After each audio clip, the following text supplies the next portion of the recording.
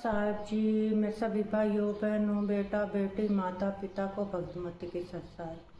तो आज हम सुनेंगे संत रामपाल जी महाराज की सत्संग में सभी भाई बहन मिलजुल करके इस धरती पर कबीर परमात्मा के रूप में अवतार लिया संत रामपाल जी महाराज ने, और उसकी अमृतवाणी में सभी भाई बहन बेटा बेटी माता पिता मिलजुल कर सुनते हैं सत्संग। सत साहिब जी विभीषण के सामने ये जिक्र किया कि है तो ये भी उसका भाई, लेकिन मेरा कर्तव्य है समझाने का, मानो चाहे मत मानो। तो विभीषण को जब ये ज्ञान सुनाया तो कहने लगे मंदोदरी, आप ये ज्ञान कहां से लाए, और यदि मेरे भाई ने सुन लिया तो तेरे को ज्यादा पिटाई कर देगा तेरी। मंदोदरी कहने लगी, मैंने तेरे भाई से बता दिया, सारा कुछ सुनाने की चेष्टा की, पर वो मान्या कभी नहीं। पिटाई तो नहीं की, लेकिन वचन ऐसे कह दिए कि आगे से मेरे सामने जिक्र भी नहीं करेगी। तो विभीषण कहने लगा कि आपको कहां से ज्ञान प्राप्त हुआ कि मैंने गुरु बना लिए। एक महापुरुष आते हैं चंद्र विजय भाट के घर पे, मैं वहां दीक्षा लेकर आई। विभीषण कहने लगे, इतना उत्तम ज्ञान और आपने मुझे पीछे क्यों छोड़ दिया, मुझे भी दीक्षा दिला दो। तो विभीषण ने भी परमेश्वर मनिंदर जी से दीक्षा ग्रहण की। अपने आत्माओं को समय के उपरांत श्री रामचंद्र जी वनवास काट रहे थे, और साथ में उनकी पत्नी धर्मपत्नी सीता जी। तो रावण ने सीता का अपहरण कर लिया, अपने नौलखे बाग में उसको बंदी बना दिया, कैद कर लिया, और उसको तरह तरह की यातनाएं दी, और अपनी पत्नी बनाने की भी चेष्टा की, लेकिन वो सती परमात्मा की शक्ति कुछ उसके साथ थी। रावण सफल नहीं हुआ। रावण को कुछ ऐसा श्राप लगा हुआ था जिस कारण से उसका धर्म पतिव्रता का बचा रहा। फिर भी उसकी चेष्टा जारी रही। मंदोदरी को भी पता था इस बात का। मंदोदरी भी समझाया करती थी कि आप ऐसी गलती मत करो। कबीर परमेश्वर से मंदोदरी ने प्रार्थना की कि हे गुरुवर, मेरे पति किसी औरत को उठा लाए, पर पता नहीं वो कौन है, वो बहुत ही सुंदर है, और मेरे पति की नीयत खराब है, और पुण्यात्मा एक औरत कभी पसंद नहीं करती उसका पति कोई गलती करे। इस कारण से उन्होंने परमात्मा से प्रार्थना की। परमेश्वर ने कहा, बेटा ये आम औरत नहीं है, और रावण इसमें अपनी कुचेष्टा में सफल नहीं हो पाएगा, तो चिंता ना कर। फिर भी मैं बताता हूँ बेटा, उसको कह दे तेरे पति को कि इस देवी को लौटा दे, इसी में इसकी खैर है। ये आम औरत नहीं है, ये लक्ष्मी अवतार है, और श्री विष्णु श्री राम रूप में अपने कर्म आधार से यहाँ वनवास प्राप्त किए हुए थे। राजा दशरथ के घर उनका जन्म है, और वो दोनों भाई जंगल के अंदर भटक रहे हैं, इसकी खोज कर रहे हैं। और वो यहाँ तक पहुंचे भी कि एक दिन सेना भी लेकर आएंगे, युद्ध भी होगा, या इसको सहर्ष अब लौटा कर अपनी अक्षमा याचना कर ले तो इसकी जान बच सकती है, तेरा सुहाग रह सकता है। अब मंदोदरी जी अपने गुरुदेव के एक एक वचन को फाइनल मानती थी कि जो ये कहते सारी सत्य है, क्योंकि तो भगवान भी थे। रावण को जाके मंदोदरी ने कहा कि आप इस देवी को लौटा दो, ये आम औरत नहीं है, ये भगवान विष्णु की पत्नी समझो, लक्ष्मी जी आई हुई है, और श्री विष्णु जी श्री रामचंद्र रूप में जो इनके पति हैं वो जंगल में घूम रहे हैं, इसकी खोज कर रहे हैं। आप इसको लौटा दो और अक्षमा याचना कर लो। रावण ये बात सुनकर ऐसा क्रोधित हो गया, कहने लगा, मूर्ख औरत, तेरा दिमाग खराब है। एक दो मांसाहारी मस्करे जंगल में फिरते हैं तीर लिए, मुझे डराती है? मेरे 1 लाख पुत्र हैं, 1.25 लाख मेरे नाती हैं, मेघनाथ और जैसे मेरे पुत्र हैं, कुंभकर्ण जैसे मेरे भाई हैं, तो किससे मुझे डराती है? 1-2 व्यक्ति जंगल में फिर रहे हैं और माफी मांगने की कहती है, क्षमा याचना करने की कहती है। तेरी बुद्धि चल गई है, बहुत कुछ खरी खोटी कही। अब मंदोदरी को अपने गुरुदेव की बात पर भाई विश्वास था, अटल विश्वास था कि न जो बोला सही है। तब परमात्मा से उन्होंने फिर स्वयं प्रयत्न किया। उधर से सीता जी की खोज करते करते हनुमान जी ने वो सुराग लगा ही लिया था कि रावण के बाग में, नौलखा बाग में वो बैठी है, कहते हैं। फिर वो तैयारी हो रही थी उधर से सेना की। रावण के पास भी एक संदेश से आ चुके थे कि आप ये लौटा दो।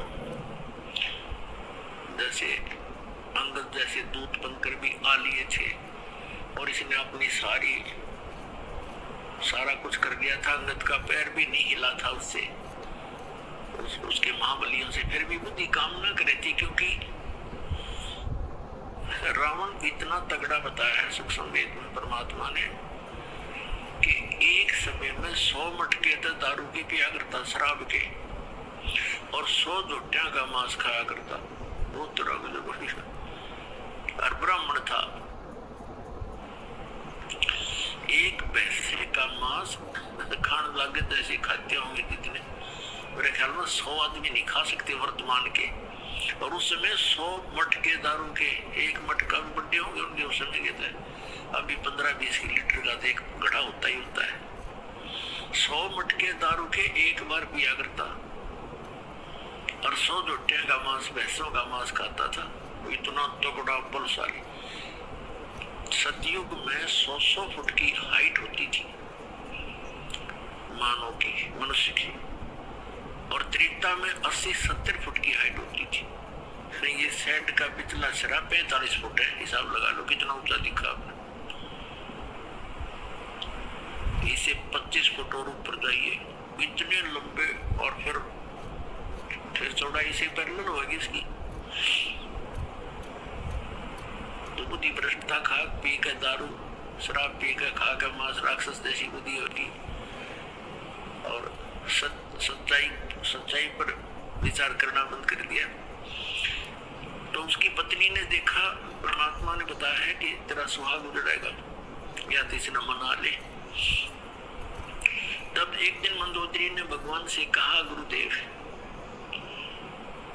आप कृपा करो, एक बार आप समझा दो मेरे पति देव, और यदि वो आपकी बात नहीं मानेगा तो मैं उसे मरे मान लूंगी। आज से ही मैं अपने आप को विधवा समझ लूंगी अगर आपकी बात नहीं मानी उसने। परमात्मा, और आप नहीं जाओगे दाता तो मेरी आत्मा में तरस बनी रहेगी कि शायद गुरु जी कह देते तो मान जाते। अब उस समय, जिस समय ये उसको पता लग गया था रावण को कि सेना बाहर भी इकट्ठी हो रही है और कभी भी आपके साथ कोई घटना घट सकती है, इसलिए वो गुप्त मीटिंग कर रहा था सभी अपने मंत्री महामंत्रियों के साथ, और सभी अपने पुत्र सभी रिश्तेदारों को इकट्ठा कर रखा था। गुप्त मीटिंग चल रही थी। परमात्मा वहां पहुंच गए एक साधु रूप में, और वहां गेट के ऊपर खड़ा था, गेट के ऊपर पहरेदार। उससे जाकर कहा कि भाई मुझे राजा रावण से मिलना है, मेरा संदेशा भिजवा दो, मैं उससे मिलना चाहता हूं।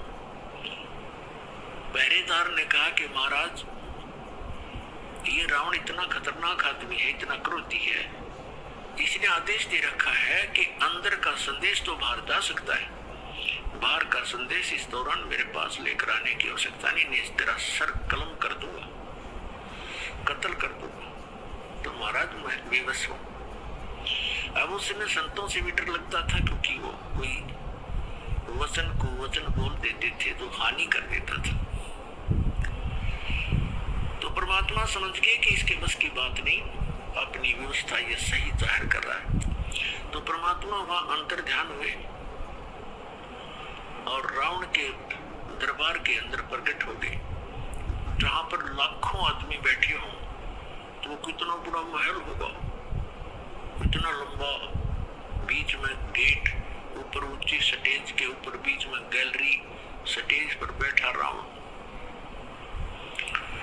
जो ही उसने देखा कि ये आदमी महात्मा अंदर किसने आने दिया, रावण ने आदेश दिया गर्ज के कि पहरेदार को बुलाओ। उसने कैसे इसको अंदर आने दिया, आज हम गुप्त मीटिंग कर रहे हैं। तब तक परमात्मा निकट आ गए और कहा, जी आपके पहरेदार का दोष नहीं, आपके गेट कीपर ने कति मना कर दिया था और यहाँ तक कहा था कि अंदर का संदेश बाहर आ सकता है, बाहर का संदेश मैं अंदर नहीं जाने दूंगा, आपको तो जाने ही नहीं दूंगा। तो रावण ने पूछा कि तू आया कैसे, फिर जबरदस्ती आया कि नहीं? उसको पता ही नहीं मैं कैसे आया। तो परमात्मा एकदम अदृश्य हो गए, अंतर ध्यान हो गए और फिर तुरंत वहीं प्रकट हो गए। तब कहा कि मैं ऐसे आया, उसको नहीं पता, वहां तो मैं अदृश्य हो गया और आपके महल के अंदर राज दरबार में प्रकट हो गया, ऐसे आया। तो रावण ने कहा कि बोल क्या काम आया तू, फिर तेरी खबर लूंगा, तू अंदर आ कैसे गया। परमात्मा ने कहा कि रावण, जिस देवी को तू उठाकर लाया है उसको वापस लौटा दे, तेरी इसी में खैर है, और अपनी अक्षमा याचना कर ले, तेरा कुल बच जाएगा, तेरी जान बच जाएगी। वो भगवान विष्णु के अवतार है और ये लक्ष्मी अवतार सीता है। रावण कहता है कि अपनी जुबान बंद कर ले और तू वापस चला जा। परमात्मा ने कहा कि तेरी विनाश काले विपरीता बुद्धि होगी है रावण, तेरा सर्वनाश निकट है, तो दुनिया के अंदर एक नंबर का दुष्ट प्रसिद्ध होगा। तो ऐसे कर्म मत कर, एक सूरवीर होकर अबला को हर लाया, तो धिक्कार है तेरे जैसे राजा को। परमात्मा तो परमात्मा थे, निडर थे, उसने 36 सुना दी उसके हित में।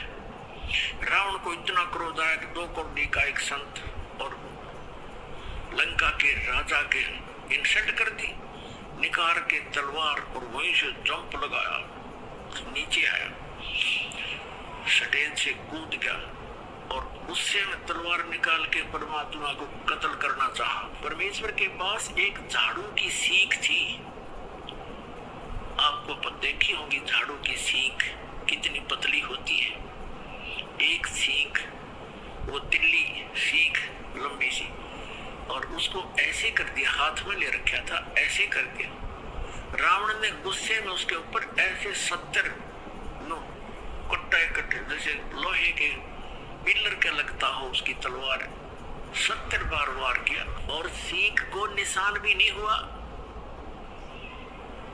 और 100 झुट्टे खाने वाला कितना पहलवान होगा, कितना तगड़ा, पसीने आगे भाई के कांपन लग गया